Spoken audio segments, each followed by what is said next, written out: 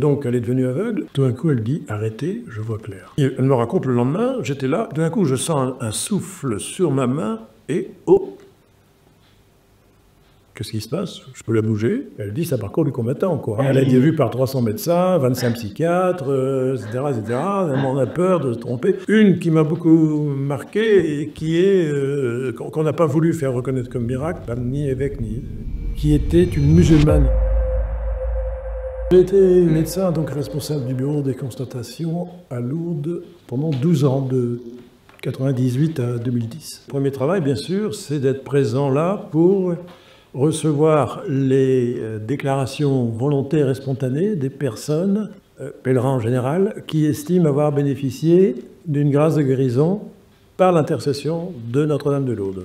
Tous les termes sont importants, hein, puisque il faut que ce soit quelqu'un qui dise « Moi, j'ai la sensation de voir guéri de telle ou telle maladie en priant Notre-Dame de Lourdes, soit sur place, soit ailleurs. Ce n'est pas obligatoire d'être sur le lieu même. » Donc, mon premier rôle, c'était de recevoir ces personnes qui viennent se présenter spontanément au bureau des constatations qui est au centre du sanctuaire.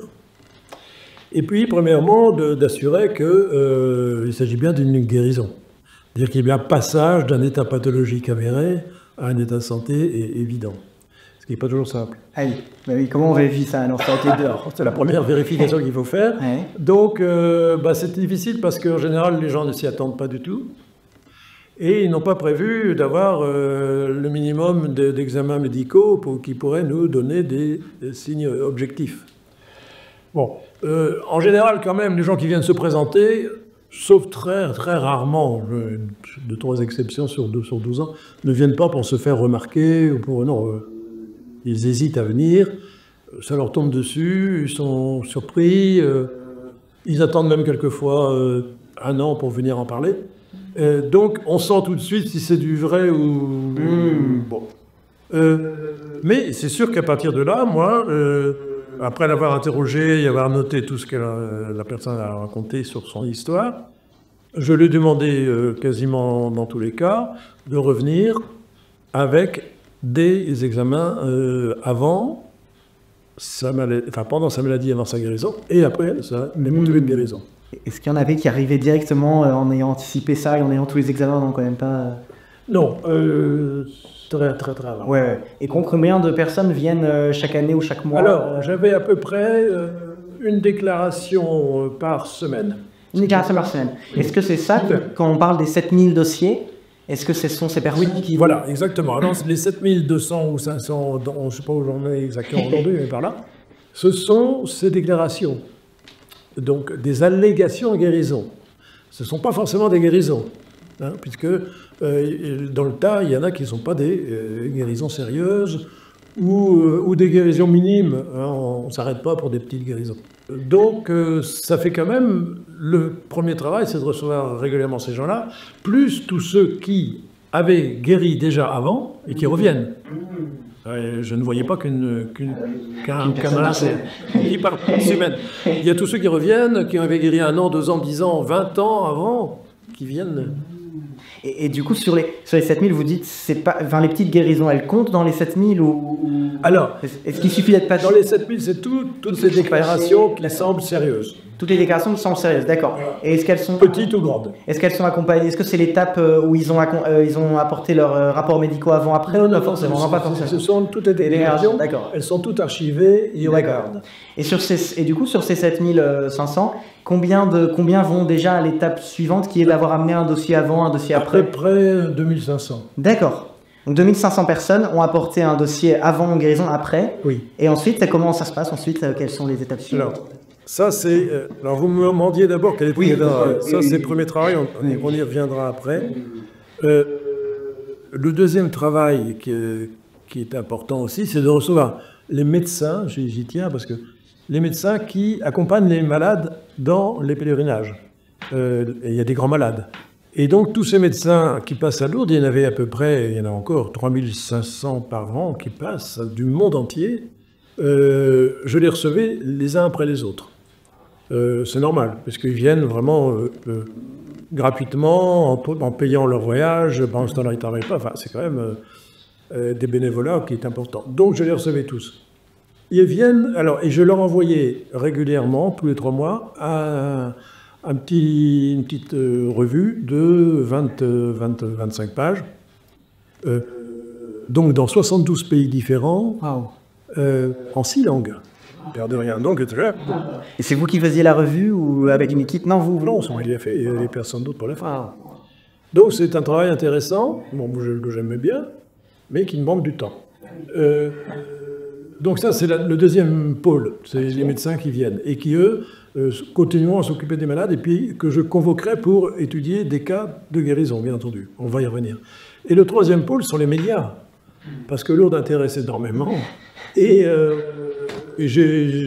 ça, c'était la surprise, parce que je ne m'y attendais pas. Je me suis retrouvé à être interviewé par les radios, les télés, etc., à longueur de temps. Combien d'interviews par an, après ou par mois, j'en sais rien, toutes les semaines il y en avait, quoi, c'est ça? Oui, toutes les semaines il y en avait, les sous-titres aussi. Et puis je me suis déplacé à droite, à gauche. Et alors, ça c'est pendant la saison. Je fais aussi, pendant la saison, des conférences au public, 3 par semaine minimum, quelquefois 4, quelquefois 5. Alors soit des groupes de jeunes, soit des gens qui passent par là, des pèlerins. Mais il y avait trois conférences régulières, plus toutes celles qui sont demandées. Ça faisait à peu près une centaine de conférences par an. Oh, mais alors c'est pas 35 heures ça par semaine, c'était quoi, 60 heures au moins? On n'arrête pas. Côté boulot. C'est très fatigant, c'est sûr. Et puis on travaille tout l'été. Hein, alors il y a quand même la saison d'hiver qui est plus calme. Et à ces saisons-là, donc de novembre à avril, on redémarre le 1er avril, là je voyageais, je partais parler de Lourdes dans le monde entier. Waouh. Et en même temps, ça devait être passionnant. Est-ce que ça vous a beaucoup apporté? Est-ce que c'est une période de votre vie que vous avez particulièrement aimée? Ah bah oui, c'est la plus riche que j'ai jamais vécue, sans en certain. Et certain, j'ai eu une chance extraordinaire de pouvoir vivre ça, genre grâce à Dieu tous les jours. Et je pense que c'était la volonté de Dieu, disons de la Vierge Marie, qui m'a amené ici en Béarn et puis qui a fait que l'évêque m'a choisi. Bon, je m'y attendais pas, quoi. Parce que, donc, comment vous êtes arrivé là? Vous avez candidaté, c'est ça? Oui, c'est ça. Il y avait donc, l'évêque a fait un appel d'offres, il y a eu 12 médecins qui sont présentés, et il m'a reçu je lui ai écrit une lettre de 12 pages en lui disant comment je voyais les choses. C'est parce que j'ai tout de suite dit que moi j'avais mon idée, on y reviendra. Et ça lui a plu et il m'a pris. Excellent, parce que c'est vrai que souvent on associe, quand on pense médecin, c'est vrai que votre nom est très, on pense tout de suite à vous. Est-ce qu'avant vous, ce rôle était déjà existant? Il y avait déjà d'autres médecins? Ah oui, il y a toujours eu un médecin depuis 1883. D'accord. Le premier médecin est arrivé, il était un médecin à la retraite qui est venu s'installer à Lourdes et qui a commencé à travailler parce que c'était compliqué. Les chapelains sur place n'étaient pas médecins, donc ils avaient du mal à discerner, diagnostiquer, et savoir si c'était faux. Et donc, ils ont fait appel à un médecin qui est arrivé là, qui a été le premier, le docteur Duno de Saint-Maclou. Puis après, il y en a eu un, chaque fois que le médecin quittait ou mourait. Et moi, j'étais le 12e ou 13e. D'accord. Et il n'y a pas eu... Est-ce que vous avez des assistants? Ou est-ce que vous êtes vraiment... Alors oui, quand même. Il y a des gens qui viennent régulièrement pour, par exemple, me remplacer quand je devais partir à 3 jours. Non, mais ça intéresse beaucoup de monde. Donc, oui. je pouvais me faire aider de temps en temps. D'accord, mais c'est quand même un rôle que vous teniez seul, quoi. Ah oui, d'accord. Et alors, du coup, dans ce processus de vérification des guérisons, donc vous disiez, il y a 2500 cas qui amènent... Voilà, donc là-dessus, je retenais en gros, comment dire, sur les 50-60 qui se présentaient, il y en avait une dizaine qui me semblaient très sérieux. C'est-à-dire qui rentraient dans ce qu'on appelle les critères de Lambertini, et dont le premier critère, c'est que la maladie est grave. Sinon, on ne va pas aller parler de miracle pour des maladies bénignes. Donc, moi, mon objectif, c'était d'éventuellement retrouver un miracle parmi les guérisons. Donc, vous pouvez rappeler ces critères, est-ce que vous pourriez rappeler ces critères de Lambertini? Alors, les critères de Lambertini, c'est donc premièrement la maladie grave, deuxièmement une maladie connue par la médecine, troisièmement une maladie qui n'est pas psychologique et psychiatrique, pour l'instant on est toujours là, donc c'est une maladie purement organique, vraiment une maladie qui n'a pas eu de traitement, bien sûr, pouvant expliquer la guérison, ce qui est quand même beaucoup plus compliqué aujourd'hui qu'il y a 100 ans parce que les traitements sont très nombreux et en général ont quand même une certaine efficacité. Donc il faut voir ou juger si les traitements qu'avaient reçus les personnes ont eu ou non un intérêt quelconque. Cinquièmement, le critère est fondamental, celui-là, c'est que la guérison doit avoir lieu de façon subite, soudaine, instantanée et sans convalescence. Bon, ça en médecine, on ne le voit pas. Donc ça, c'est quand même très intéressant. Et puis, il faut que ce soit, les deux derniers critères, une vraie guérison, non pas une rémission, mais une guérison complète et enfin une guérison définitive. Donc, définitive, il faut quand même attendre un petit temps pour être sûr qu'il n'y a pas de rechute. Et voilà les 7 critères de Lambertini qui avaient été imaginés donc, par ce cardinal Lambertini qui est devenu Benoît XIV, 18e siècle, c'est pas ça. Et qui sont les critères de toute l'Église, parce qu'il y a des guérisons à Lourdes qui sont les plus connues, mais il y a aussi des guérisons qui sont à Rome, et c'est 2 endroits différents, parallèles, on ne mélange pas les deux. Nous, on se débrouille tout seul, eux, ils se débrouillent tout seuls. À Rome, pour les béatifications et les canonisations, il faut qu'il y ait toujours un miracle qui est 99 fois sur 100 un miracle de guérison. Oui. À Lourdes, on n'a que des miracles de guérison, ce sont les seuls qui nous intéressent. Et ils utilisent aussi les critères d'Lambertini, ça, tous les 2, Lourdes et Rome, de toute façon, c'est les critères d'Lambertini, c'est ça?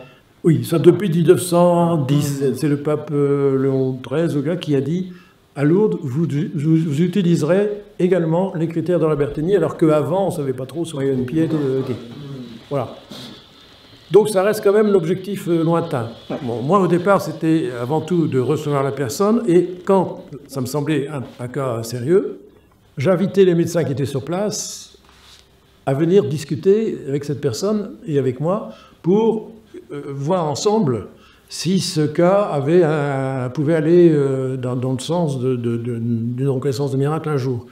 Donc c'est toujours intéressant, et j'avais quasiment toutes les semaines des réunions de médecins, d'une même langue en général pour que ce soit plus facile, mais ce n'était pas toujours le cas, pour approfondir cette guérison qu'on avait devant nous et voir si on allait plus loin ou si on en restait là. Bon, alors si l'ensemble et la majorité des médecins trouvaient que c'était vraiment inexplicable, je faisais avancer le dossier. Jusque la fin de l'année, où là je présentais à ce qu'on appelle... Alors là, c'est les médecins qui se réunissent à Londres, c'est l'Association médicale internationale de Londres. Après, je présentais au Comité médical international de Londres, dont je fais partie maintenant parce que je ne suis plus à Londres. Mais le comité, c'est des médecins spécialistes du monde entier, c'est international, il y en a une trentaine. Ils ne sont pas toujours tous là, bien sûr, et puis on fait maintenant par visioconférence, qui donnent leur avis de spécialistes sur la guérison en question. Comment un médecin peut devenir un membre du comité? Par coopération entre les spécialistes qui se connaissent et qui cherchent toutes les spécialités. D'accord, oui, pour avoir et représenter un panel. D'accord. Et du coup, à ce moment-là, vous votez entre vous, comment ça se passe? Alors, le comité étudie le cas. S'il semble pour eux aussi sérieux, il confie ce dossier à l'un d'entre eux, spécialiste de la maladie guérie, qui va faire une expertise de son côté, pendant 1 an, 2 ans, 3 ans, le temps qu'il veut. Qui va donc revoir la personne, prendre tous les... Voilà. Et il reviendra au comité suivant, c'est tous les ans, exposer son expertise. Et à ce moment-là, il y a un vote qui a lieu, un vote secret. Il faut qu'il y ait une majorité qui se dégage des 2 tiers pour arriver à la conclusion, guérison inexpliquée, pour l'instant c'est ce qu'on dit, en l'état des connaissances médicales. À ce moment-là, le dossier est transmis par l'évêque de Lourdes à l'évêque du diocèse du Guéry. D'accord ? Et c'est l'évêque donc d'un diocèse quelconque qui lui-même décidera ou non de faire une reconnaissance de miracle. D'accord, c'est et souvent, il va prendre son temps, lui aussi. Bon, d'abord, il a d'autres chats à fouetter. Et il va convoquer encore des médecins du coin, il va encore faire venir des spécialistes, il va demander à des canonistes. Bon, ils prennent beaucoup de précautions, parce qu'il est longtemps. Et alors, voilà, donc, de temps en temps, il y a un évêque qui se mouille et qui le reconnaît. Et est-ce que vous auriez des chiffres sur cette étape des dossiers transmis jusqu'à l'évêque? Par rapport, on connaît ce chiffre de 70 miracles à Lourdes. mais en dossiers qui ont été validés dans la dernière étape par le CMIL, ce serait combien? Peut-être le DOUC, 140, quelques centaines ou... J'ai pas de chiffre Pas vraiment de exact, chiffre, mais exact. moi je sais que ça dépend des périodes. Il y a eu des périodes où on présente... Ça dépend des périodes, ça dépend des évêques. Où les évêques italiens ils sont plutôt plus favorables au miracle, les évêques français le sont plutôt moins. Il y a une période où ils avaient du mal à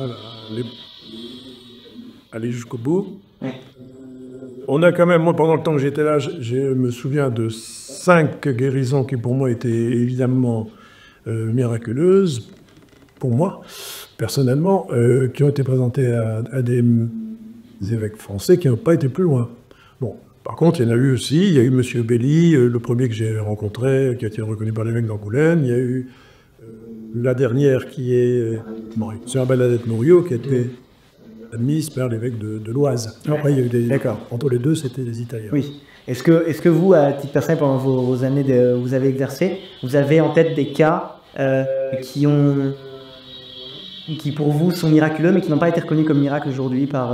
Oui, j'en ai. Alors, parce qu'il y en a,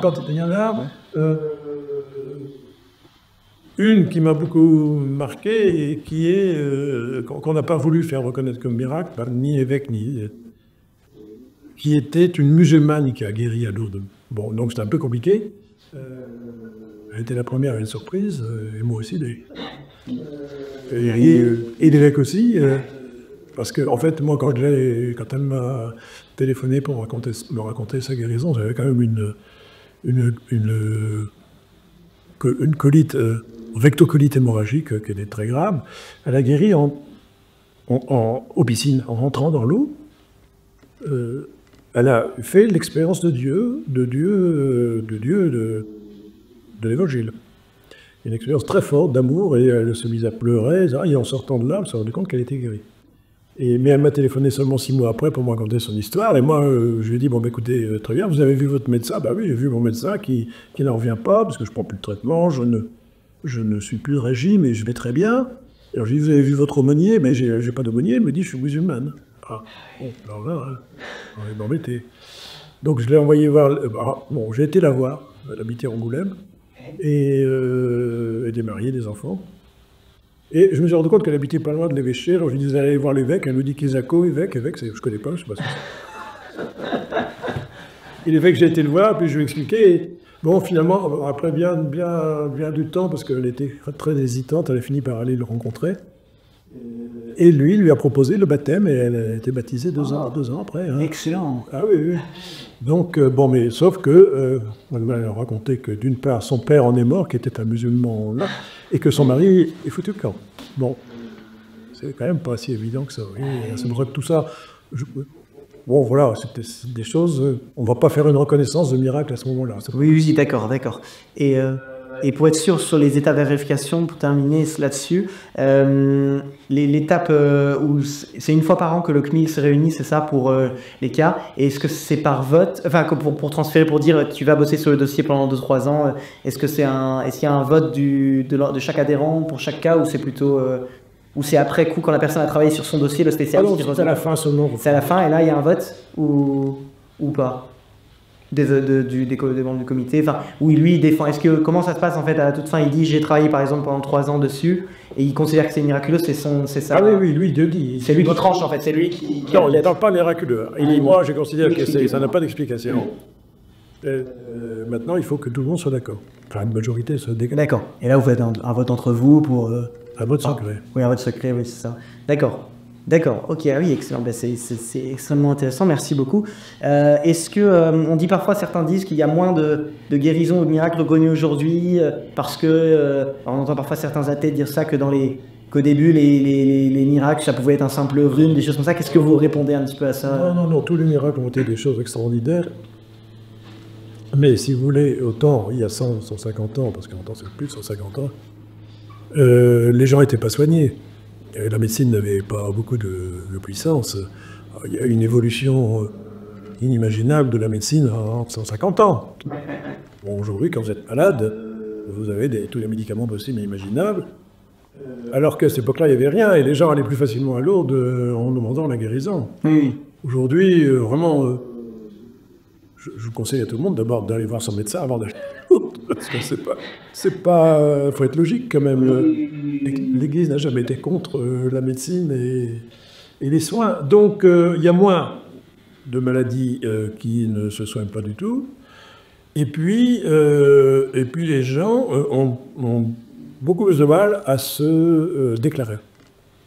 Moi, je suis persuadé qu'il y en a beaucoup plus qui ne se déclarent pas qu'un qui se déclare, parce qu'ils s'en rendent bien compte, à travers tout ce qui se passe et tout ce qui est dit à travers les médias, que on va leur demander beaucoup pour être reconnus. La sœur Bernadette Mériot, la dernière, elle a même écrit un livre entier en racontant son parcours. Elle dit, c'est un parcours du combattant, quoi. Elle a été vue par 300 médecins, 25 psychiatres, etc., etc. On a peur de se tromper. C'est devenu de l'acharnement méthodologique pour moi, aujourd'hui. Alors moi, j'ai essayé de me battre avec ça en disant quand même qu'il ne faut pas exagérer. Malheureusement, on en est là, parce que sœur Bernadette Mériot, quand elle m'a téléphoné, moi j'étais encore là pour me raconter son histoire, tout de suite, je me suis dit, ça c'est miraculeux, c'est inimaginable, on peut... Bon... Et puis je l'ai vue, puis après moi je suis parti, elle a été vue, revue, je l'ai dit, par plein de gens. On a attendu 10 ans pour faire sa reconnaissance. Grâce à Dieu, elle était toujours vivante, parce qu'elle a quand même plus de 80 ans. Et tant mieux, hein, bon. Mais bon, comme elle a en plus écrit son livre, tout le monde voit que c'est compliqué. Et les gens, bah, on peut le faire avec elle. Avec elle, ça allait encore. Elle était religieuse, elle avait la possibilité de venir à Lourdes régulièrement, etc. Mais aller demander ça à une mère de famille ou quelqu'un qui travaille dans le monde, est-ce qu'on peut dire comment on pourrait faire? C'est ça. Est-ce qu'on peut dire peut-être que l'Église est peut-être devenue presque trop prudente, trop frileuse? Bon, moi je trouve. Elle fait un peu du zèle en sens inverse, en fait, de peur d'être accusée, d'être... Voilà, on a la trouille et bon, il faut être sérieux, hein, il ne s'agit pas de faire les choses à moitié. Mais peut-être qu'il ne faut peut-être pas en rajouter trop quand même. Oui, c'est ça. Moi, c'est ce que je pense. Ouais, tout à fait. Et est-ce qu'on peut dire que, parce que vu que les scientifiques du CMIL, quand ils reconnaissent qu'un cas est inexpliqué, et pourtant ça finit pas toujours comme un miracle, est-ce qu'on peut dire en un sens que c'est comme si l'Église était encore plus exigeante que la science elle-même dans ses critères de reconnaissance? Est-ce qu'on peut formuler les choses comme ça ou... C'est difficile à dire. Tout passe par une des grosses exigences, et que ce soit les médecins ou que ce soit l'Église, on ne laissera pas passer quoi que ce soit. Bon, Lourdes est trop connue, on ne peut pas se permettre de... Et d'ailleurs, sur les 70, c'est important, sur les 70 qui ont été admis, aujourd'hui encore, avec les progrès médicaux, on ne peut pas expliquer aucun de ces miracles. Oui. Aujourd'hui encore. Oui, ça. Malgré qu'on ait fait beaucoup de progrès. Et voilà. Alors, il y a autre chose qui me semble important à dire aussi, et qui pour moi est fondamental, c'est que le miracle, c'est pas seulement le prodige, c'est pas seulement l'inexplicable. L'inexpliqué surtout, parce que, j'y reviendrai, mais c'est pas seulement le prodige, si vous voulez. Le miracle, c'est un miracle, par définition, c'est une intervention de Dieu dans la vie de quelqu'un.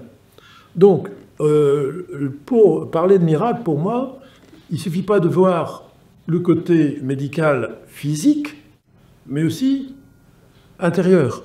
Et pour moi, le vrai critère du miracle, c'est que la personne est touchée dans tout son être physique, psychique, spirituel, et qui a pour elle un avant, un après, et un changement dans sa vie, une transformation. Pour tous les miraculés, c'est le cas, à chaque fois il y a... Ah voilà, et dans le livre que j'ai écrit sur le sujet, j'allais le chercher, vous le montrer, j'ai montré, à travers tous les exemples que j'ai donnés, j'avais bien donné une cinquantaine, hein, l'évolution de la personne après son miracle, si vous voulez, ce qui s'est passé après. Alors j'en ai que j'ai connu moi, puis il y en a qui m'ont été rapportés par des enfants, des petits-enfants, etc. Ah, ma grand-mère, elle a guéri, mais alors une fois qu'elle a guéri à l'eau, même si ça n'a pas été reconnu comme un miracle, mais c'était de nature miraculeuse, sa vie a été transformée, elle s'est occupée des autres, voilà, c'est très intéressant ça. Et c'est ça qui, pour moi, a été un peu oublié. C'est pas suffisant de dire, ah bah oui, il avait une jambe cassée, sa jambe est revenue droite, tant mieux. Mais qu'est-ce qui s'est passé au fond de lui-même? Oui, c'est ça, de voir le côté spirituel. Voilà, et c'est ça que j'attends de l'Église. Et peut-être que ça arrive un peu tard. On a tout mis sur le dos des médecins, parce que l'Église est prudente, elle s'est dit, mon Dieu, laissons les médecins se démerder. mais que ce serait, à mon avis, un progrès si un chapelain, Gueulot, prenait aussi, ou un prêtre. C'est ça. Et même le médecin, moi je crois que c'est le rôle du médecin, d'interroger la personne sur sa guérison intérieure aussi, de voir ce qui s'est passé pour elle. Voir que ça va ensemble. Et oui, qu'est-ce que vous pensez de ceux qui disent qu'il y a aussi des rémissions spontanées en milieu hospitalier? Bon, ça c'est un peu léger, quoi, parce que les rémissions spontanées n'ont rien à voir avec les miracles. Bien sûr qu'il y a des rémissions spontanées. Pourquoi? Parce que la médecine n'est pas une science exacte. Nous, on voit telle maladie, on se dit, bon, ben, cette personne, elle a telle pathologie grave, elle n'a plus pour 3 mois, d'après les statistiques, elle ne survivra pas. Or, il se fait que des gens sortent des statistiques et ils sont encore là 1 an, 2 ans après. Mais la grosse différence, c'est qu'ils ne savent pas eux-mêmes pourquoi. Et les médecins non plus. Enfin, le malade n'en a aucune conscience, quoi. Alors que dans les guérisons miraculeuses, la personne sait très bien le moment où elle a guéri, il s'est passé quelque chose pour elle de fondamental qui change sa vie. Et donc, elle a la connaissance d'une intervention de Dieu pour elle à ce moment-là. Il y a un moment T. C'est comme celui qui tombe du 3e étage et qui se fait pas mal. Est-ce que c'est un miracle? Personne n'en sait rien, sauf celui qui est tombé du 3e étage et qui peut dire « Oui, moi, je suis sûr que j'ai été protégé ». Il a une conscience vive qui a eu une intervention divine à ce moment-là. Et c'est ça qui est intéressant. Donc, il n'y a pas d'erreur. Ouais, bien sûr. Est-ce qu'on peut dire peut-être que dans les rémissions spontanées en milieu hospitalier, le problème c'est que ça ne respecte pas entièrement les critères Lambertini, finalement il n'y aurait pas... Même pas besoin d'aller jusque-là. Même pas besoin d'aller jusque-là. C'est pas du tout la même... Pas du tout la même chose, quoi. C'est pas comparable en aucun point. Est-ce que parfois il y avait des confrontations entre médecins pour reconnaître un miracle? Est-ce que parfois vous n'étiez pas d'accord entre vous, au point qu'il y avait beaucoup de débats, ou finalement quand même c'était plutôt évident? Aujourd'hui, oui. Les débats, il y a tout le temps et tout le temps. Et quand il y a eu des tas de cas où on a abandonné parce qu'on n'arrivait pas à se mettre d'accord un minimum. Donc il y a beaucoup de pertes. Hein. Ne rêvons pas.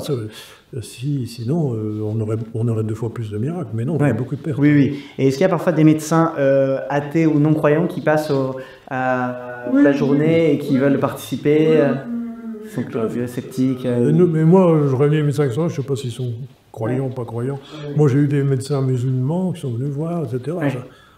Lourdes attire beaucoup. Hein. Oui, c'est ça. On a toutes sortes. Peut-être pour terminer, est-ce que vous auriez quelques exemples vous nous avez donné l'exemple tout à l'heure de cette femme musulmane qui était sûrement une guérison inexpliquée. Que j'aime beaucoup. Voilà. Est-ce que vous en auriez peut-être un ou 2 autres, ou alors des... pareil. Oui, j'en ai plein, hein, c'est ça pour... Comment je vais dire? On a combien de temps? Non, mais qu'est-ce que je peux vous raconter? Voilà, par exemple, j'ai une des dernières personnes qui est venue me voir. Elle est venue me voir le lendemain du 16 juillet, le 17 juillet 2009 ou 2010. Elle avait été la veille... alors, le 16 juillet, c'est Notre-Dame du Mont-Carmel, et c'est la dernière apparition de Lourdes. Bon. Elle était à la grotte, et elle souffrait d'une maladie du Dupuytren, qui est une maladie qui rétrécit les tendons de la main, et qui fait que la main est refaite. Bon. Elle avait été opérée 3 mois avant, et l'opération avait raté. Et donc, elle était toujours avec sa main comme ça. Et le chirurgien lui avait dit, bah oui, je n'ai pas réussi, il faut en revenir plus tard. Et donc, elle était à la grotte, là. Et elle me raconte le lendemain, j'étais là, d'un coup, je sens un souffle sur ma main, et oh! Qu'est-ce qui se passe? Je peux la bouger. Elle était revenue normale. Donc, elle vient me voir le lendemain. Elle me montre sa main. Il y avait la cicatrice des opérations. Et puis, elle avait une mobilité complètement normale. Bah, je dis, c'est merveilleux, très bien, formidable. Sauf que c'est une petite maladie, elle a été opérée, donc on n'arrivera jamais à une solution pour dire que ce sera un miracle. Pour moi, c'est un miracle. Je veux dire, pour moi, c'est un miracle. C'est sûr que c'est pas normal, on voit jamais ça. Mais c'est tout, on va pas pouvoir aller plus loin. Donc, retournez voir votre médecin, montrez-lui, revenez me voir, ok. Oui. Mais ça n'ira pas plus loin. Bon. Elle est repartie, on s'est bien entendu. Voilà. Et puis moi, j'ai pris ma retraite, donc je ne l'ai pas revue, sauf que Quelques temps après, elle me téléphone, elle m'envoie un mail, une lettre. Elle me dit, voilà, docteur, à la suite de ce qui s'est passé là, eh bien, vous m'aviez dit, oh, non, ce n'est plus du tout, réfléchissez à ce que la Vierge veut vous dire à travers cette guérison. Je ne me souviens plus d'avoir dit ça, bon, enfin bon. Elle me dit, j'ai beaucoup réfléchi, et depuis, j'ai senti un appel à rentrer au Carmel, et je suis rentré au Carmel. Wow. Bon, bah, c'est pas rien quand même. C'est pas rien. C'est une femme d'âge moyen, hein, elle avait une quarantaine d'années. Et tous les ans, au 1er janvier, elle m'envoie un petit mot en me disant voilà, docteur, je prie pour vous, pour votre famille. Mais cette guérison a été le coup d'envoi d'une réflexion qui l'a amené à. Bon, on était déjà proche du Carmel, puisqu'elle était là le 16 juillet, qui est l'entraînement du Mont Carmel. Hein, donc, mais voilà, elle est rentrée au Carmel. Wow. Wow. Est-ce que ça a renforcé votre foi, vous, en tant que de voir tout ça, tous ces 40 ans moi, ça me renforce ma foi tout le temps. Hein, ça, j'en suis toujours ébahi et dans l'action de grâce. Hein, c'est merveilleux. C'est bon, j'en aurais d'autres, hein, mais je ne peux pas tout vous raconter. J'y peux encore un, si vous voulez. On y est encore demain. Ouais. Comme vous voulez, si vous voulez en raconter un autre. Bah, à propos de Carmel, j'en ai une autre à vous raconter quand même, parce qu'elle mérite aussi. C'est une jeune fille qui est devenue aveugle à 15 ans, 15-16 ans. En fait, c'est une maladie qu'on connaît, qui est une maladie de Leber, qui se propage dans des familles sur le plan génétique, c'est transmis par la mère, et on sait que les enfants qui ont ce gène vont devenir aveugles à un moment ou à un autre dans leur adolescence. Et donc, elle est devenue aveugle, et comme ils s'y attendaient un peu, ils avaient tout prévu, et ils l'ont envoyée à Paris apprendre le braille pour passer son bac, qu'elle a eu avec mention très bien. Pas mal.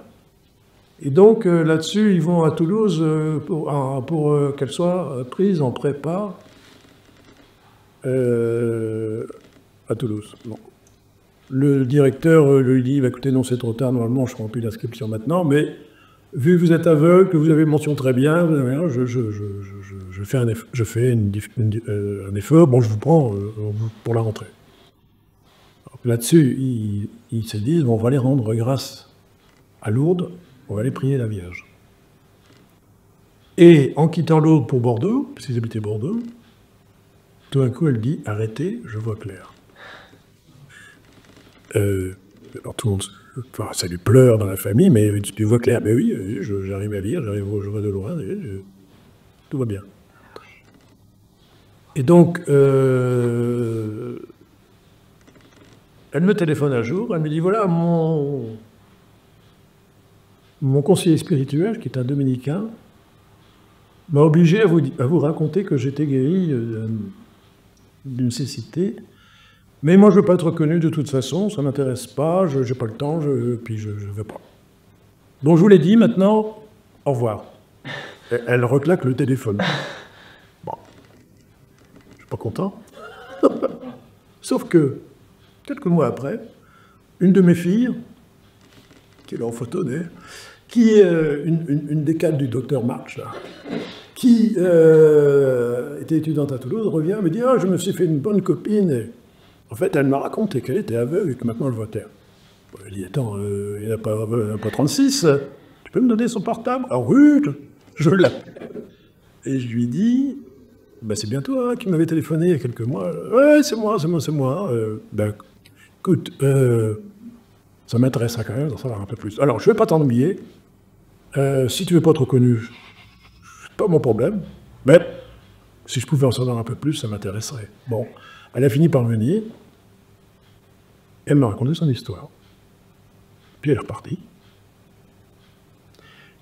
Et 2-3 ans après, elle est repassée. Elle m'a dit, voilà, docteur, je rentre au Carmel de Lourdes. De Lourdes, waouh. Incroyable. Elle y est toujours, hein. Ah ouais, incroyable. C'était il y a 20 ans maintenant. Waouh. Ah, c'est fou. Bon, Ah oui, c'est fort. Oui, oui, on voit que impressionnant, quoi. on voit oui, que c'est ça, que ça reste pas juste au niveau médical, mais que ça a des conséquences Voilà. sur la vie des Moi, personnes. c'est ça qui me paraît Ouais. intéressant, je dirais. Oui. Guérir de son pied, de sa main, de sa tête, d'une maladie quelconque, très bien, mais moi, les miraculés, la plupart de tous ceux que j'ai connus sont morts aujourd'hui. Hein. Oui, oui, on finit quand même par. Il n'y a rien à faire, on est mortels. Tandis que guérir, la guérison intérieure de ce type-là, une guérison qui transforme la personne, c'est pour la vie éternelle. Oui, ouais, ça reste. Ça a un peu plus de valeur. Alors, s'il y a des guérisons physiques à Lourdes, moi, ce que je dis toujours, c'est pour... C'est pas tellement pour elles-mêmes, je dirais. Elles sont là pour mettre en évidence toutes les autres guérisons. Ouais. Parce que là, ce sont des guérisons visibles, constatables, analysables par la médecine. C'est important. Mais il ne faut pas se focaliser sur celle-là. C'est que ces guérisons-là sont là pour nous montrer toutes les autres guérisons qui ont lieu à Lourdes, qu'on ne connaît pas. Ils sont difficiles à connaître, en tout cas. Mais je peux vous dire que les plus belles guérisons, les chapelains disent que c'est à la chapelle de la Réconciliation qu'elles ont lieu. Les guérisons du cœur, quoi. Ouais. Plus toutes les autres, on ne connaît pas. Mais ce dont je suis sûr, c'est que on ne revient pas indemne de l'aube. Oui, bah, quand on voit tous les ex-voto, on se rend compte. Est-ce qu'encore aujourd'hui, des gens peuvent mettre des ex-voto? Il n'y a plus de place. Il n'y a plus de place, ça y est, c'est plein. Il n'y a plus de place. Alors, on les garde, hein, on note tout. Il y a quand même un service spécial pour tout ça. Mais il y a toujours des gens qui viennent demander, dire des grâces qu'ils ont reçues. Waouh, toujours. Incroyable. Et donc, même les personnes qui ne guérissent pas finalement, est-ce que, oui, ça c'est une question, est-ce que c'est peut-être des personnes est-ce que c'est une question de foi, par exemple? Voilà, c'est une question intéressante. Mais comme vous voyez, notre amie musulmane là, que j'aime bien, qui a guéri, elle n'avait pas la foi. Elle avait suivi les femmes qui allaient à la piscine sans savoir ce qu'elles faisaient, quoi. C'était tout à fait inattendu pour elle. Donc, ce n'est pas la foi individuelle. Pour moi, c'est la foi, genre de vertu théologale, la foi, l'espérance et la charité qui sont vécues à Lourdes. La Vierge a demandé d'y venir en procession, en pèlerinage. Et donc, c'est tout ce peuple de Dieu qui vient du monde entier qui se réunit là, dans la foi, dans la prière, dans l'espérance de quelque chose. Tout le monde vient avec une demande. Et dans la charité en acte que l'on voit là, à travers tous les bénévoles, les hospitaliers, qui se mettent au service des malades. C'est quand même un lieu unique pour les malades. Et tous les malades qui viennent reçoivent quelque chose. Voilà, mais même s'ils ne guérissent pas dans leur corps. Mais je crois que on ne peut pas nier que la Vierge Marie répond au demande. Excellent. Eh bien, ah oui, pour peut-être une dernière question sur Lourdes, eh bien, vous, quelle grâce vous retenez de vos années en tant que médecin? Qu'est-ce que ça vous a apporté finalement? Enfin, peut-être voilà, un Fioretti quelconque, quelque chose que vous avez vécu à un moment. Enfin, qu'est-ce que... J'avais déjà donné des Fioretti. Ouais. Hein. Je crois que, je dirais, chaque jour, chaque minute a été pour moi un temps de grâce, quoi. Être à Lourdes, c'est unique parce que le ciel est ouvert à Lourdes, je dirais. On est en présence du surnaturel tout le temps. Donc, je vous dis, pour moi, j'étais tout le temps dans la joie et dans l'action de grâce, à chaque instant. Excellent. Toujours passage à Lourdes. Ben, merci beaucoup. Merci. Et je ne peux pas l'oublier, et c'est pour ça que je suis toujours content d'en reparler.